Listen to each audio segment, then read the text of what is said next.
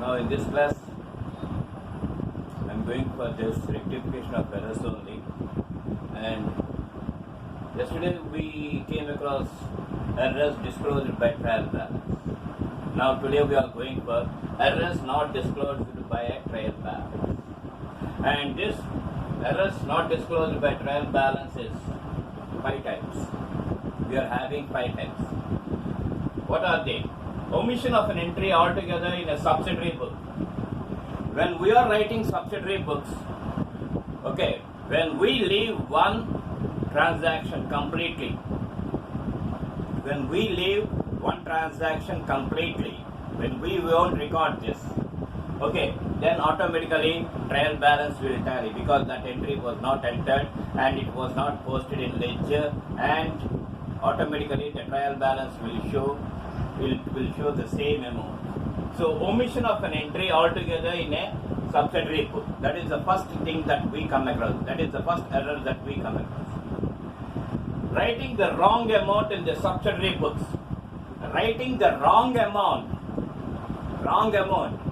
When we are going for subsidiary books, then only when we write a wrong amount, and that wrong amount, whatever we are writing in the subsidiary books, it will be carried forward to ledger, and from ledger it will go to trial balance. Then also we won't come across the error. That is, the trial balance will not disclose that. Next, third one. Posting an item on the correct side but in the wrong account. Posting an item on the correct side but in wrong account. For example, when we come across sales, we'll write that on the credit side. We have to show that on the credit side. So posting an item on the correct side, that is credit side only, but in the wrong account.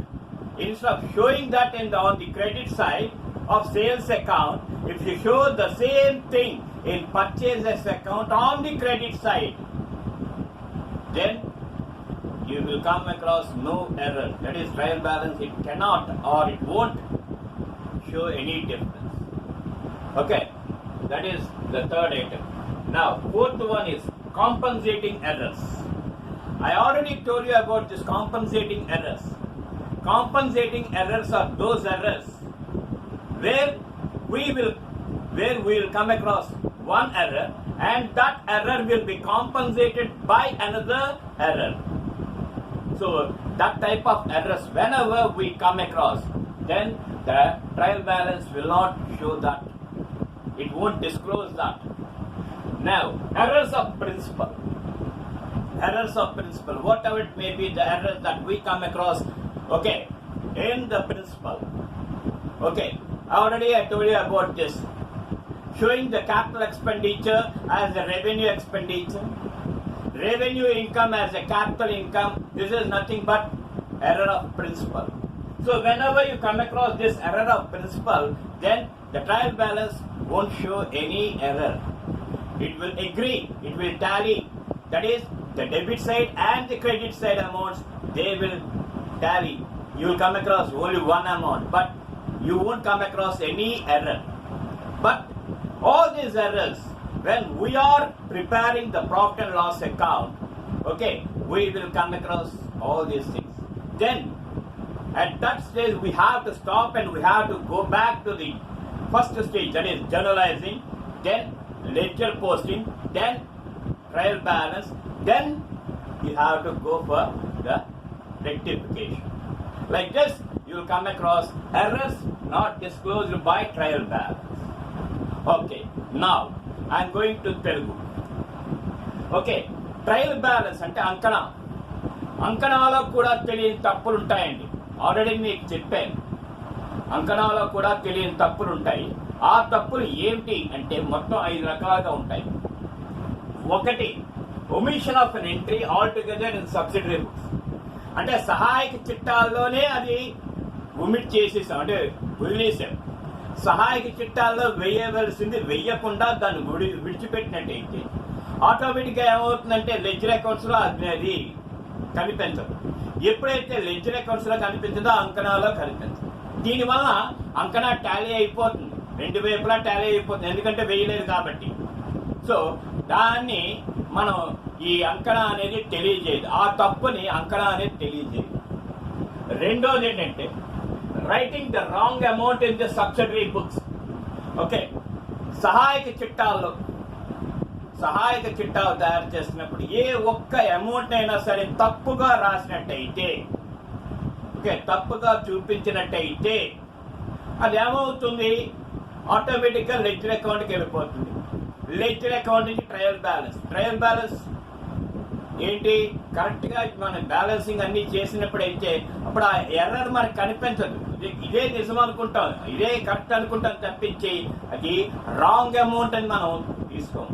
So రెండోది ఏంటంటే writing the wrong amount in the subsidiary books లోనే తప్పుగా మనం రాసినట్టయితే, అంటే యాక్చువల్గా ఉన్నది ఒకటి ఉంటుంది కానీ మనం రాసింది ఒకటి ఉంటుంది.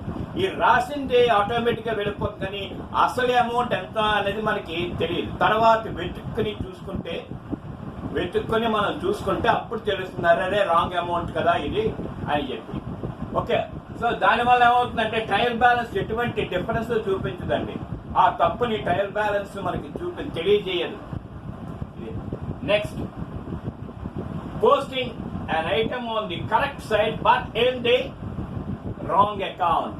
Posting an item on the correct side but in the wrong account. ఇది విడ్డూరం అండి. కరెక్ట్ సైడే మనం పోస్ట్ చేస్తాం, ఒక ఐటెం తీసుకుని దాన్ని కరెక్ట్ సైడే మనం రాస్తాం, కానీ కరెక్ట్ సైడ్ రాసినా సరే వేరొక ఖాతాలో రాసినప్పుడు ఆ ఖాతా బ్యాలెన్స్ చేసి అదే మనం వచ్చి లెడ్జర్ పోస్టింగ్ లో చేస్తాం, అదే దాన్ని తీసుకెళ్లి ట్రయల్ బ్యాలెన్స్ లో వేస్తాం. కానీ అది పొరపాటు అని తర్వాత తెలుస్తుంది, అప్పుడు తెలియదు, అంకణా తయారు చేసినప్పుడు తెలియదు. ఓకే, సో అది ఆ తప్పు కూడా మనకి అంకణా ద్వారా తెలియదు. దాని తర్వాత నాలుగోది కాంపన్సేటింగ్ ఎర్రర్స్, పరిహార తప్పులు అంటాం. అంటే ఒక తప్పుని కవర్ చేస్తుంది ఇంకొక తప్పు, దానికి పరిహారం చేస్తుంది. ఒక తప్పు జరిగిందండి, తప్పు జరిగినప్పుడు ఆ తప్పును మనం రెక్టిఫై చేయకుండా ఇంకొక తప్పు చేసినట్టయితే ఆ రెండో తప్పు మొదటి తప్పుని పరిసమాప్తి చేసింది అనుకోండి, then we won't come across in trial balance any difference. That is, the trial balance cannot be in a position to reveal that or disclose that. తెలియజేయలేదు. దాని తర్వాత ఎర్రర్స్ ఆఫ్ ప్రిన్సిపల్, సూత్రప్రాయమైన తప్పులు. సూత్రప్రాయమైన తప్పులు అంటే ఆ ప్రిన్సిపల్ అనేది తెలియకుండా ఏమైనా తప్పులు చేసినట్టయితే దాన్ని కూడా ఈ ట్రయల్ బ్యాలెన్స్ అనేది తెలియజేయదు. సార్, సూత్రప్రాయమైన తప్పులు ఏంటండి? మూలధన ఖర్చుని రాబడి ఖర్చుగాను, రాబడి ఆదాయాన్ని మూలధన ఆదాయంగాను మనం పరిగణించినట్టయితే ఓకే, అది ప్రిన్సిపల్ తప్పు.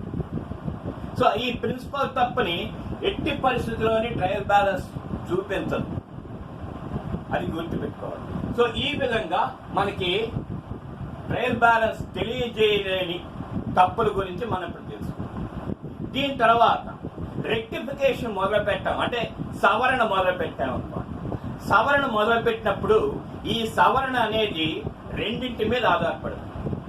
ఎలాగంటే effect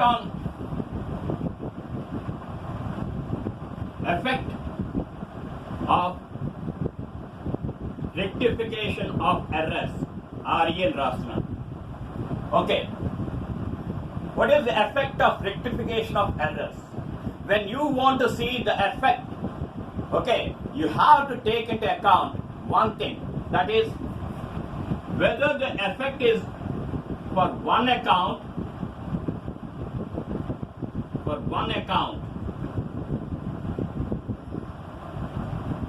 and second one is for two accounts.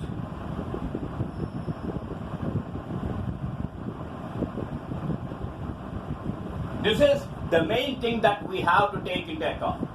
Okay, when we want to rectify the mistakes, it will have its, we have to see the effect of that. Okay, whether the effect is for one account or for two accounts.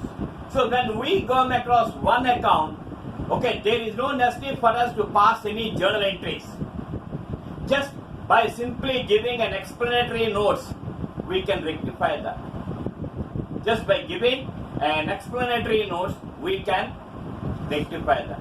For example, I'll give you an example. Okay, I'm just rubbing.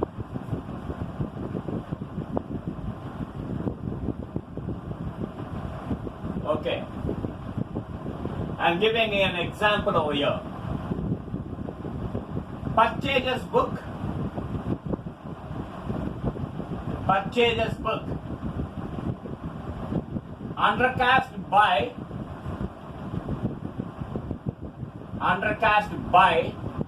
rupees 500. It means, okay, the error it had done in only one account, that is nothing but purchases book or purchases account only. Okay, undercast, that is we are showing less.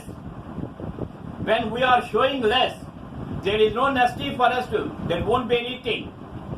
Okay, just by giving an explanatory notes, we can rectify that. How the explanatory notes, how the rectification will be. Rectification. Okay, 2.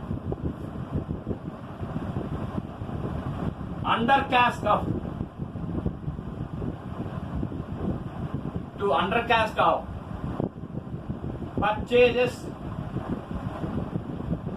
purchases account by rupees 500 rectified.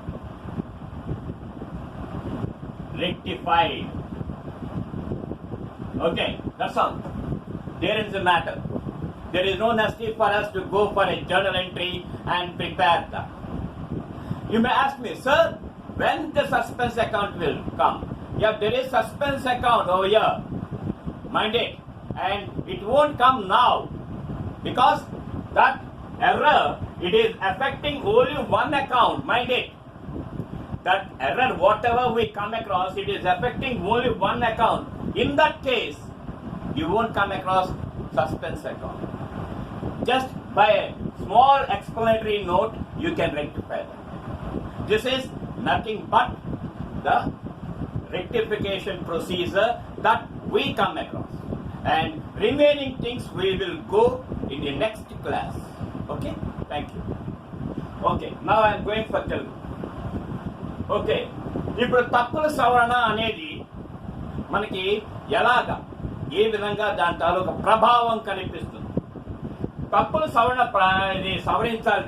సవరించాలి అనుకుంటే అది తప్పు ఒక అకౌంట్ని, ఒక ఖాతాని ప్రభావితం చేస్తున్నదా లేకపోతే రెండు ఖాతాలను ప్రభావితం చేస్తున్నదా అనేది మనం గుర్తుపెట్టుకోవాలి. సపోజ్ ఒక ఖాతానే అది ప్రభావితం చేస్తున్నది అనుకున్నప్పుడు దాన్ని ఎలా రెక్టిఫై చేస్తాం? ఒక ఎక్స్ప్లనేటరీ నోట్స్, ఒక సంక్షిప్తంగా ఒక నోట్ రాసి, ఒక ఎక్స్ప్లెయిన్ చేస్తూ సంక్షిప్తంగా ఒక నోట్ రాసి దాని ద్వారా మనం రెక్టిఫై చేయాలి. ఉదాహరణకి కొనుగోలు పుస్తకము 500 రూపాయలతో తక్కువతో నమోదైంది, చూపించడం అయింది. కొనుగోలు పుస్తకం 500 రూపాయలు తక్కువతో చూపించడమైనది, అది ఒక మిస్టేక్ అనండి. 500 రూపాయలతో తక్కువ చూపించానంటే మిస్టేకే కదా. సో దాన్ని ఎలా చేస్తాం? దానికి ప్రత్యేకంగా చిట్టాపద్దు వేయమండి, ప్రత్యేకంగా చిట్టాపద్దు వేయవలసినది. ఒక నోటు ద్వారా దాన్ని రెక్టిఫై చేయాలి. ఎలాగా? పర్చేజెస్ బుక్ ఎప్పుడు మనకి డెబిట్ బ్యాలెన్స్ చూపిస్తుంది. So to undercast of purchases account by 500 rupees rectified. ఇది కంపల్సరీగా రాయాలి, రెక్టిఫైడ్ అని.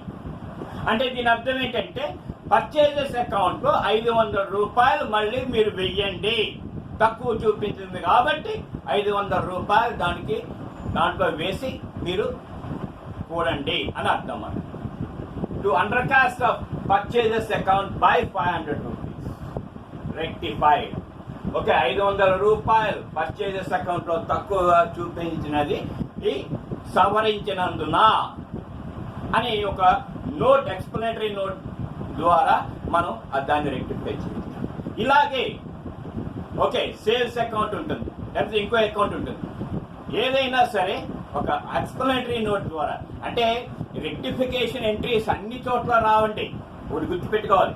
అన్ని చోట్ల రావు, కొన్ని చోట్ల మాత్రమే మనకి రెక్టిఫికేషన్ ఎంట్రీస్ వస్తాయి. కొన్ని చోట్ల మాత్రం ఒక ఎక్స్ప్లెనేటరీ నోట్ ద్వారా, ఒక సవరించే నోటు ద్వారా ఆ తప్పని సవరించవచ్చు.